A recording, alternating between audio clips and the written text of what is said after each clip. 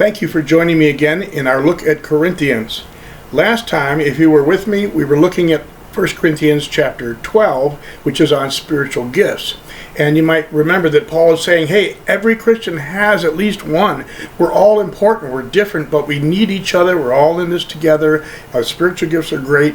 And then he ended that chapter with verse 31, but eagerly desired the greater gifts. And now I'll show you the most excellent way. So we get all these awesome spiritual gifts, and he says, but there's something even greater than spiritual gifts. And he's leading into chapter 13, which is often called the love chapter. So if we look at this one, we're going to see him just jumping right into this full force and probably addressing what was a problem with some of the congregations and people's thinking there in Corinth.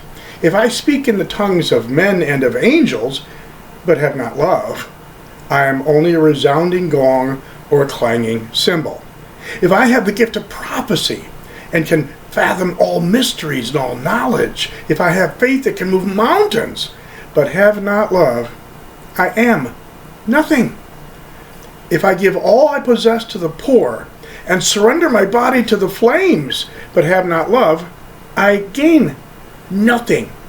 So there has to be love involved with our spiritual gift, and it should be a motivation for what we're doing. So we don't want to be just the clanging cymbal, that kind of thing. I remember back in grade school, the school I went to, when you're in 4th grade, you can have a musical instrument if you're so inclined to want to put the money into it and the effort into it. And my older brother Bob got that age, and the folks said, okay, you want to be in the band? He said yes. And so he took up trombone. That was his choice, and they bought him a trombone. And he still plays it once in a while, and was in band for a number of years right through high school, and then even beyond. And then a year later, my twin brother Wayne and I are old enough, and the folks asked Wayne, do you want to be in band? He says, yes. What do you want to play? A trumpet. Da-da-da-da, nice loud instrument. And so they bought him a trumpet. And then they say, Paul, what do you want to do? And I said, I'd like to play drums. And you know what they bought me? They bought me a piece of metal about yay big with a fat piece of baloney size of rubber on there. So I was going, rat-tat-tat-rum-bum-bum. I was going, tit-tit-tit-tit-tit-tat-tat. And wait a minute, how come I don't get to have drums for my drums? And they said, oh, that'd be too noisy. I'm thinking, don't trombone and trumpet do that, but in percussion, you have all kinds of instruments. And you can make noise with the snare drum, or the bass drum, kettle drum, triangle even, and certainly cymbals. So in my life, our short life, working in bands in elementary school and junior high, I was the guy who was pounding on a bass drum or clanging on the cymbals. And so I kind of understand this. I even at one point was in a concert. I was supposed to clash those cymbals really loud. I hit them so hard together they inverted, and they couldn't clap after that. We had to work at punching them back to get them ready for the rest of the song, because I wanted mine to be a resounding, clanging cymbal. And if I have not love, I'm nothing, just making noise. So Paul is here just saying, it doesn't matter what your gift is if the motivation behind it isn't right. There ought to be love in whatever you do. Consequently, we need to understand, what is Paul talking about when he uses the word love? And there's understanding, we misuse it in English so often. We seem to have too few words to express ourselves, and so we think love is something we saw on a soap opera or in some reality show or whatever. And so I want to make sure you understand the different words in Greek that would talk about love, and what was Paul addressing when he says you gotta have this. The first kind of love mentioned in the Greek language would be eros. Eros, as in the word erotic. We're talking about a love that is romantic and sensual. And the second kind of love is phileo, and that would be platonic, not romantic. And so you see phileo with Philadelphia, brotherly love. So this is a friendship kind of thing.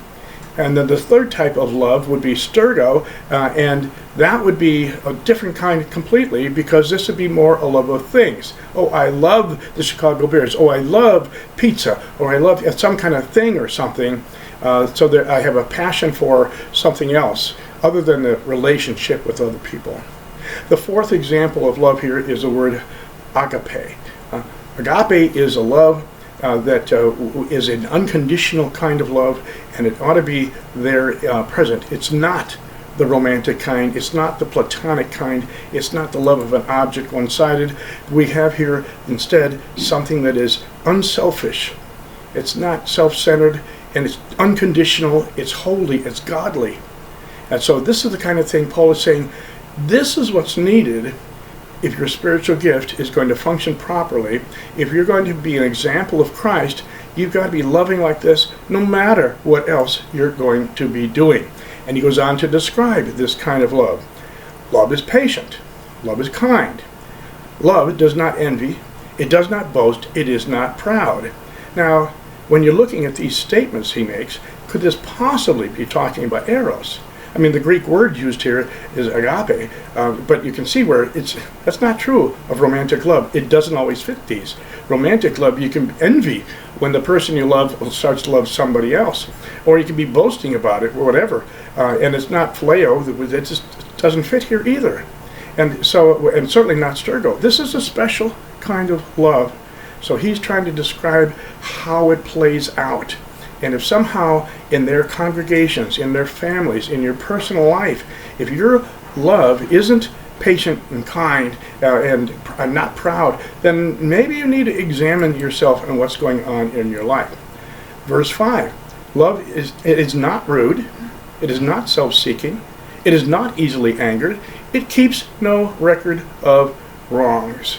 Now, we find that to be the opposite of some of these other kinds of love. Hey, we are self-seeking when I'm interested in my romantic love. I do want my friend to be there, and I'm going to get a little rude if I'm not getting it returned. I can get angry there, and I might keep a record of wrongs on different things. None of these fit. Eros, phileo, stergo. It has to be the unconditional, godly kind of love that God has a monopoly on. I want to make sure we understand that concept too. Verse 6, love does not delight in evil, but rejoices with the truth.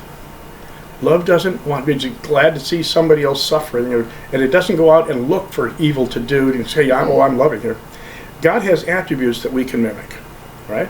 We have attributes. God is strong. Hey, I'm strong too, to a certain degree. Not like I used to be maybe, but even on my best day, I wasn't godly strong. So we have a human fraction of an attribute that God has. We can be strong or kind or wise. But when it comes to a couple of other things, that's not just his character attributes. This is God's very nature. He has a monopoly on holiness and love. And you would probably think of several verses, Old Testament and New, where we are told God is holy. You serve a holy God. Or God is love. Old Testament, New Testament, God is love. And that's what we got to be too. It's his nature.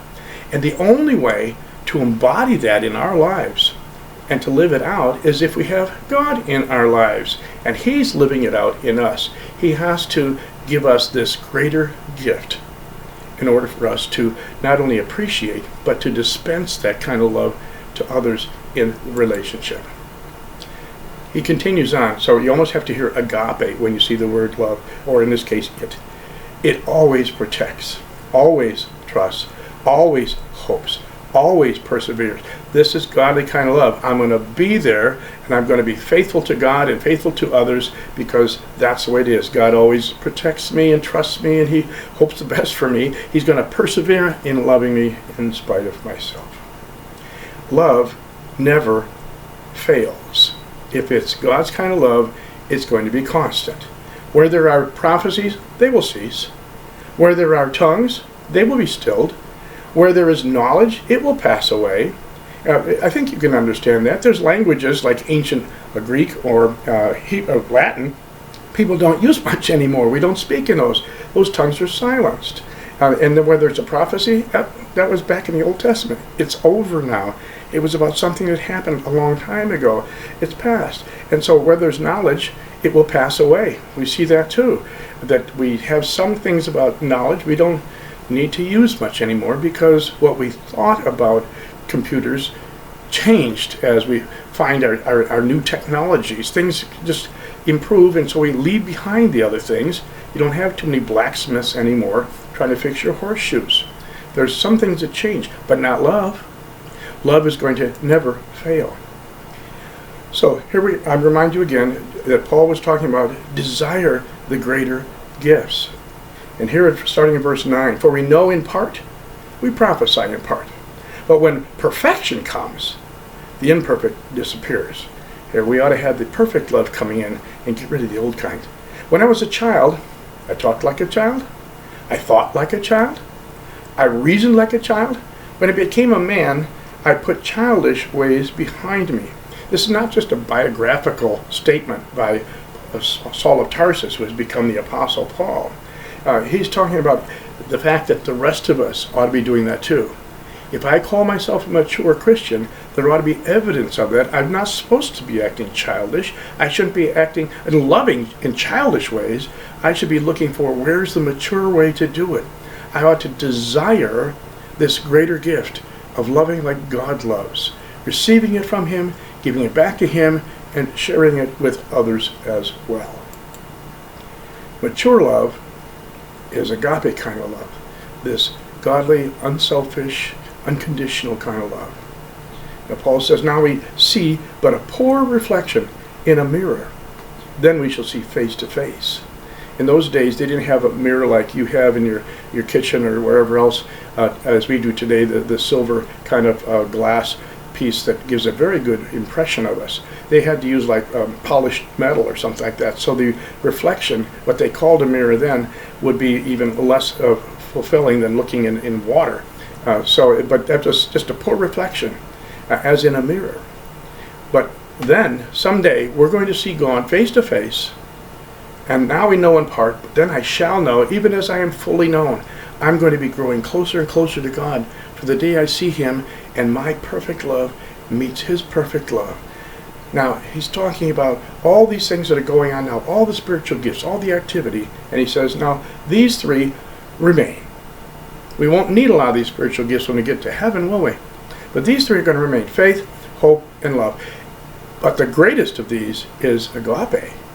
The greatest of it all, the way to really live is I should live faithfully and then all that, but I need to not only have hope, I must have love. That's the perfect way to excel in the spiritual life that He gives me. Now, notice I didn't wear a tie or anything like that today. I'm wearing a new t-shirt I got recently at a Youth for Christ comedy cafe. We went to this to have a dessert and hear the spiel about why we should give to Youth for Christ, which is a great organization here in North Iowa.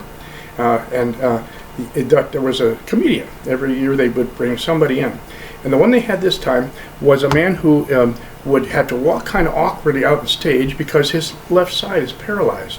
He was paralyzed at the age of 14. And so he's been going around there where he can't use his left arm at all and struggles to walk. Got a great sense of humor. He hasn't quit. He's going to just assume that God can use him as he is. And he's traveled the world to share his message that we can just take what we've got and experience God, experience God's love, and love Him back, use our lives completely. This is the love wastefully. I can just waste my love on Him if you want to. And I like that phrase because it reminded me of a story from Scripture that perhaps you remember. And here I give you this from Matthew chapter 26. A woman came to him with an alabaster jar of very expensive perfume, which she poured on his head as he was reclining at table. This is near the end of Jesus' ministry, shortly before he's going to Jerusalem, going to the cross. And here he is in Bethany at the house of a man named Simon, this woman was not invited to dinner, but she comes into the house anyway, which is somewhat acceptable for people to stand around the sides and watch what's going on, listen to the conversation. But when she comes in, and while Jesus is reclining at the table, left elbow in, eating with the right hand, feet extended out behind you, and he's at the same low table as his host and some others, and there might be several tables like this in the room. This woman comes up, and there she kind of comes right between him, and you notice that she pours her oil on his head. So she had to get in pretty close, didn't she, to get up to him. And notice what she brings with. This is an alabaster jar of very expensive perfume. It might have been that spikenard that you'd have to get in India somewhere. It's like a jar of this would be your retirement fund. It would cost a great, great deal. And as she comes up, she's got this alabaster jar, meaning it's a stone kind of thing. She'd have to break the lid off because it has kind of grown together there. And you just kind of save it that way. And she'd probably been saving this much of her life. But at this point, she wants to love wastefully. And so she breaks her jar off at the neck, and she starts to pour some on Jesus' head to anoint him. And so as she's doing that, everybody else is watching this person just doing this. And she's starting to just pour it out. And I don't mean just a couple of drops here, enough to fragrance the room. She pours it, and she pours it, and she pours it. She just poured it on his head. And everybody else is watching, and their eyes are probably getting a lot bigger, and they're thinking, wait a minute, that stuff is so expensive. Why this waste? Scripture tells us they were indignant. This perfume could have been sold at a high price and the money given to the poor. It's like a year's wages. Hey, what are we doing here? So imagine like $50,000 worth of perfume, and instead of saying, have a few drops of this, we just dump it on. And that's what she was doing, just poured it, till it's coming to run down his face, kind of onto his clothes, and everybody said, whoa, whoa, whoa, whoa, whoa, you're wasting it. That was their view of what she was doing with what was hers to do with. And the story goes on. Aware of what's going on, Jesus hears the other guy say, wait, what a waste! And he says, why are you bothering this woman? She has done a beautiful thing to me. The poor you will always have with you, but you will not always have me. When she poured the perfume on my body, she did it to prepare me for burial, whether she knew that or not. I tell you the truth, wherever this gospel is preached throughout the world, what she has done will also be told in memory of her. And at least I know that in English, in places I've been, I've told this story. I share what this woman did. What did she do? She took her most valuable asset, and she decided to waste it on Jesus. Other people there, even the disciples, were saying, that's a waste. What's Jesus say? That's a beautiful thing. She had decided to take what was hers and waste it on Jesus. Let the rest of the world think that you've done something stupid, that you were just wasting what was yours. But when you waste it on Jesus, you'll hear Jesus say, thank you, that was a beautiful thing. You and I ought to have this agape kind of love that just decides, I'm not just going to love a little bit. I'm not going to love in the way that you love me, and I'll try to love you back that much. I'm going to love wastefully. I'm going to do beyond that, like God would do. This should be what we're seeing here in this chapter. This is true love. It's loving wastefully, as far as the rest of the world might be concerned. So, we look at this again, and I'm going to be asking a question here. I shared with you the idea that now Paul is showing us the most excellent way. It's the agape, loving wastefully kind of godly love. And so I ask, does God's unconditional agape love live in you? Does God's unconditional agape love shine in you? This should be your goal with your spiritual gift, with your everyday, with your thoughts about how helpful can I be, how generous can I be, how do I use my gifts to further the cause of Christ. I should be unconditionally, in the agape kind of way, loving wastefully in something that Jesus would say, that's a beautiful thing. To then I say, God bless you, and thank you for listening.